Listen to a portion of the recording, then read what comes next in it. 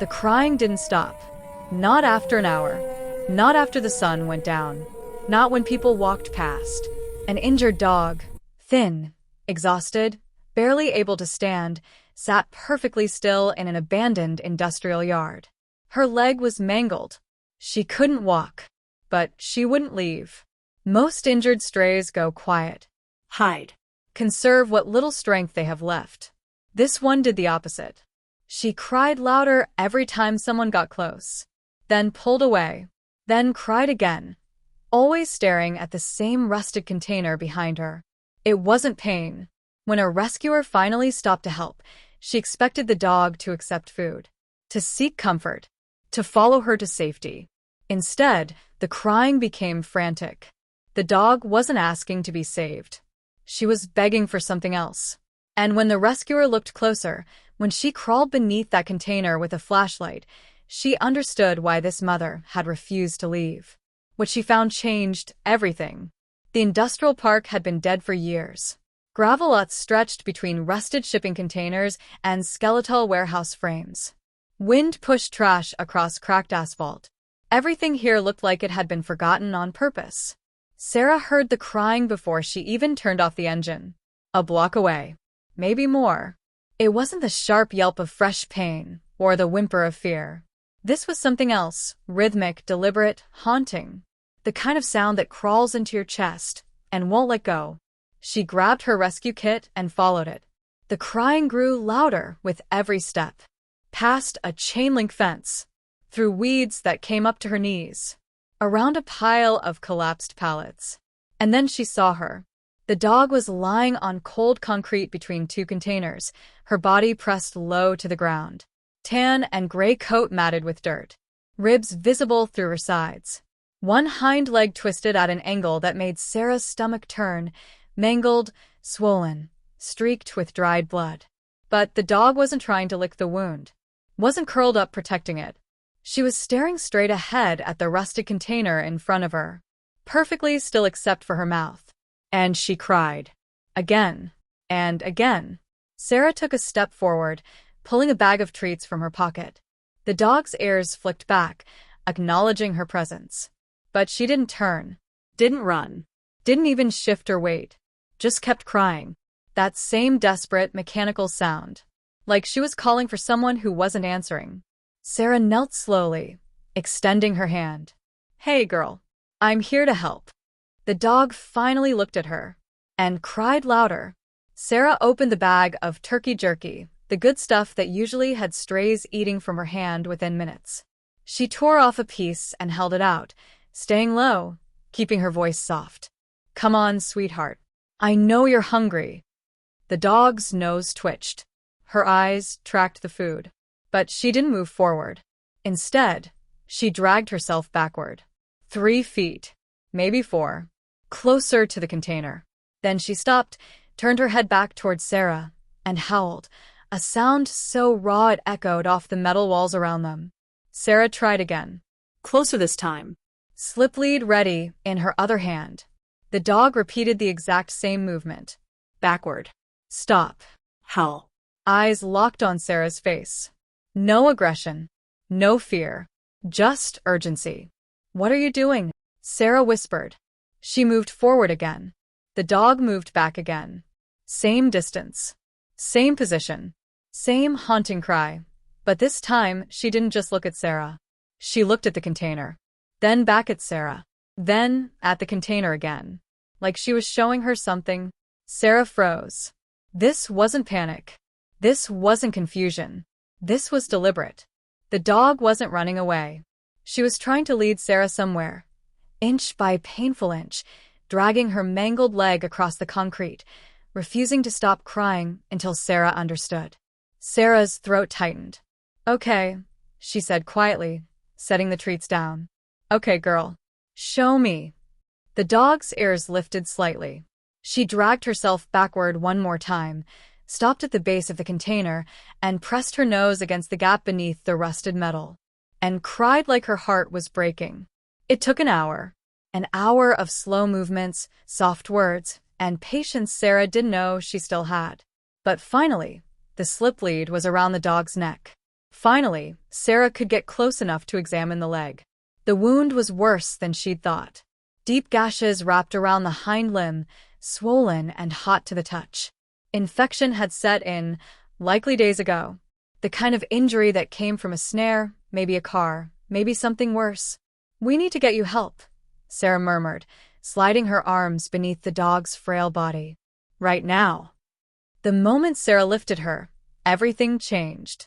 The dog erupted. Not biting, not growling, but thrashing, wild, desperate, clawing at the air with her front legs. Every muscle in her emaciated body straining toward the container behind them. Hey, stop, you're going to hurt yourself worse." But the dog didn't stop. She twisted in Sarah's arms, whimpering, crying, scrabbling toward the gap beneath the rusted metal like her life depended on it. Sarah nearly dropped her. She set the dog back down on the concrete, and instantly, the crying stopped. The dog went still, panting, staring at that container. Sarah looked at her van parked 50 feet away, looked at the dog's infected leg, looked at her watch. 5 minutes. That's all she could spare. "All right," Sarah said, pulling out her flashlight. 5 minutes. Then we go." She knelt down and pressed her cheek against the cold ground, angling the light into the darkness beneath the container. And her breath caught. There, deep in the shadows, something moved. Sarah pressed herself flatter against the ground, ignoring the gravel digging into her shoulders. She pushed the flashlight farther into the gap. The beam swept across shredded plastic bags, torn cardboard, clumps of dirt shaped into something almost deliberate. A nest. And inside it, oh my God, 3 tiny bodies. Puppies. No more than a few weeks old, eyes barely open, tan and gray like their mother. 2 of them were huddled together near the edge of the nest, shivering but alert. Their heads lifted toward the light. But the third one, Sarah's stomach dropped. The third puppy was farther back, half hidden beneath a fallen metal pipe. Thick. Rust-covered. Too heavy for something so small to move. The puppy's mouth opened and closed silently. Its tiny paws pushed weakly against the ground, trying to crawl forward, trying to reach its siblings. But the pipe pinned its back legs. Trapped. Behind her, the mother dog let out a low, broken whine. Sarah pulled herself out from under the container and looked at her, really looked at her. At the mangled leg, at the raw, torn skin around her paws, at the dirt caked under her claws. She'd been digging for days, Trying to move that pipe. trying to free her baby, ripping her own body apart in the process. And when she couldn't, when her strength finally gave out, she'd done the only thing left. She'd cried for help. Sarah's hands shook as she pulled out her phone. "I need backup," she said, her voice cracking. "And I need it now." While she waited, Sarah stayed on the ground beside the mother dog, Bella. She decided to call her.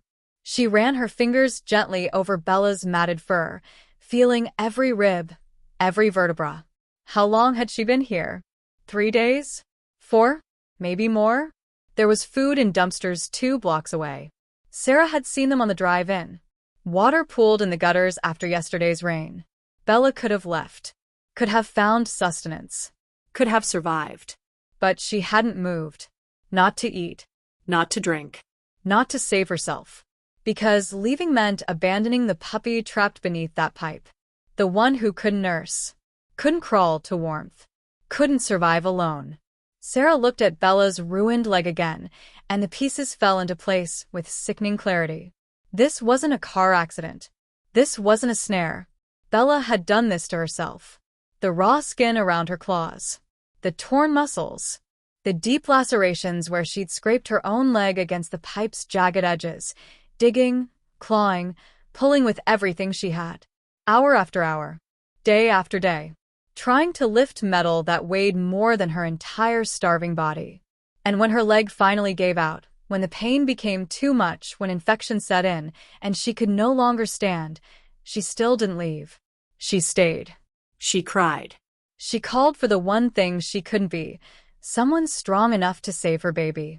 Sarah pressed her forehead against Bella's and felt the dog's rapid heartbeat against her palm. I see you, Sarah whispered. I see what you did. Bella's eyes closed. For the first time in days, she stopped crying. Marcus arrived 12 minutes later with a crowbar and bolt cutters. He didn't ask questions, just looked at Sarah's face and understood. They worked fast. Marcus crawled under the container while Sarah held the flashlight. The pipe groaned as he wedged the crowbar beneath it, muscles straining as he lifted. Inch by inch, the weight shifted. Got it, go, go. Sarah's hand shot forward, pulling the trapped puppy free. The tiny body was cold. Too cold. But its chest rose and fell in shallow, rapid breaths. Alive. She wrapped it in her jacket and grabbed the other two puppies, tucking all three against her chest. Behind her, Bella made a sound. Not a cry this time, but something softer. A whimper of recognition. I've got them, Sarah said, turning so Bella could see. I've got all three. Bella's entire body seemed to collapse inward, tension releasing all at once. The drive to the emergency vet clinic took 18 minutes. Sarah sat in the back of the van with Bella's head resting across her lap. The puppies squirmed in a carrier beside them, their small cries filling the space. But Bella made no sound. No howling. No whimpering. No desperate pleas. She just breathed, slow, heavy breaths that seemed to come from somewhere deep and exhausted. Her eyes stayed half open, watching the carrier, watching her babies move and cry and live. Sarah stroked the space between Bella's ears, feeling the heat of infection radiating from her leg, feeling how fragile this moment was. You did it, Sarah whispered. You kept them alive. You brought them help. Bella's eyes finally closed completely, and she sighed, a sound so heavy with relief it seemed to empty her entirely. The crying was over. She could rest now. The operating room lights were too bright, the antiseptic smell too sharp, but Bella didn't resist when they lifted her onto the table. Dr. Patel worked quickly, cleaning the infected wounds, debriding dead tissue, stabilizing the fractured bones in her leg. I've seen a lot of injuries, Dr. Patel said quietly, examining the torn muscles.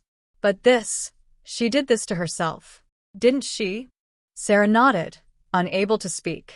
In the next room, the puppies were being treated for severe dehydration and malnutrition. IVs inserted into impossibly tiny veins. Warming blankets. Glucose supplements. The trapped puppy, the smallest one, was touch and go, but breathing steadier now. By midnight, Bella was out of surgery and moved to recovery. The staff placed the puppies in an incubator across the room, standard protocol for newborns needing intensive care. But Bella's heart rate spiked immediately. Her vitals climbed. Her breathing became labored. She tried to lift her head, whimpering, searching. She's crashing, a technician called out. Dr. Patel checked the monitors, then looked at the incubator. At Bella. Back at the incubator. Bring them closer, she ordered. They wheeled the incubator to Bella's kennel, positioning it within inches of the bars. Close enough for Bella to see inside. Close enough to smell them. The change was instant. Bella's heart rate dropped. Her breathing evened out. She pressed her nose against the bars, and her eyes, exhausted, pain-glazed, but clear, locked onto the three small shapes curled together under the warming lights. Her tail gave one weak thump against the blanket. Dr. Patel shook her head, wiping her eyes. Leave them there, she said. She won't heal unless she knows they're safe. Sarah watched Bella's eyes drift closed, her nose still pressed to the bars. Finally keeping watch from somewhere warm. 3 weeks later, Bella and her miracle trio, as the vet staff had started calling them, moved to a foster home specializing in medical cases. A woman named Linda had a quiet house with soft rugs and a fenced yard that caught the afternoon sun. The puppies thrived immediately. Their eyes grew bright. Their bellies rounded. They tumbled over each other, play fighting and squeaking, discovering what it meant to be safe.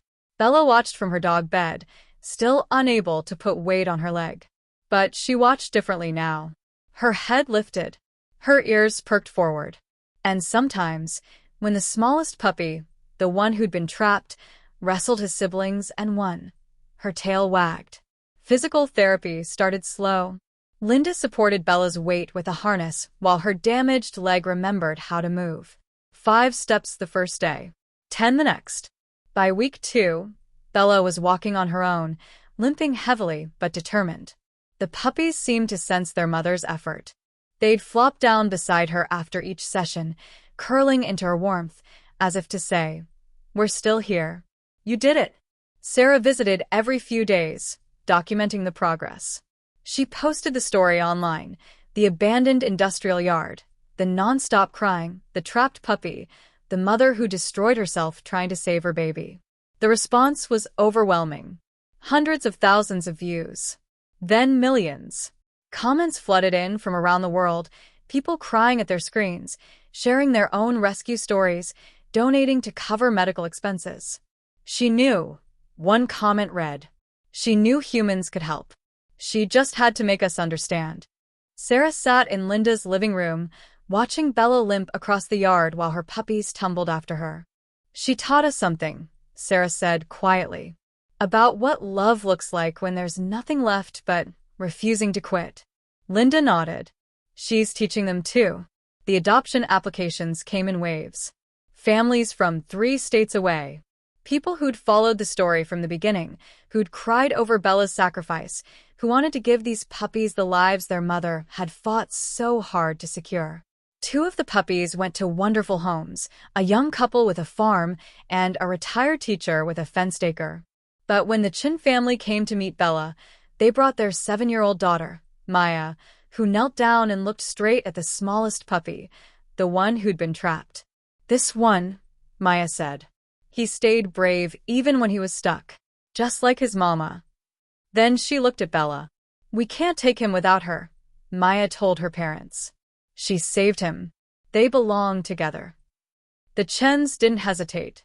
1 year later, Sarah drove out to visit. The house sat at the edge of a meadow, wildflowers pushing up through tall grass. She found Bella in the yard, gray showing around her muzzle now, but her eyes bright and clear. The smallest puppy, nearly full-grown now, was beside her, gnawing a stick. When Bella saw Sarah, her tail started wagging before she even stood up. She ran. Not fast. Not gracefully. Her gait still favored the leg that would never fully heal. But she ran through that green meadow with her son bounding beside her, and when she reached Sarah, she pressed her whole body against her legs and made no sound at all. No crying. No pleading. No desperate howls. Just peace. Sarah knelt down and buried her face in Bella's fur, watching the meadow sway in the breeze, listening to nothing but wind and breath and the gentle panting of a dog who'd finally made it home. "You're quiet now," Sarah whispered. Bella's tail thumped twice. She had nothing left to say. Everything she'd fought for was right here. Bella's story could have ended very differently. If Sarah had driven past that industrial yard. If she'd ignored the crying. If she'd given up after the first failed attempt to approach. If she hadn't taken those 5 extra minutes to look under that container. The trapped puppy would have died alone in the dark. Bella would have starved beside him. And no one would have ever known about the mother who destroyed herself trying to save her baby. But Sarah stopped. She listened. She saw. And now you've seen too. There are thousands of dogs like Bella, mothers, fighters, survivors, waiting in shelters and streets and abandoned places right now. Dogs who would sacrifice everything for the ones they love. Dogs whose stories will never be told unless someone stops to listen. This channel exists to share those stories. To make sure dogs like Bella aren't invisible anymore. If this story moved you, if you felt something when Bella finally stopped crying, then help us reach more people who might stop for the next dog who needs them. Hit subscribe. Share this video with someone who needs to see what real love looks like. Leave a comment telling us what Bella taught you. Because every share is another person who might become the next Sarah. Every subscriber is another voice saying these stories matter.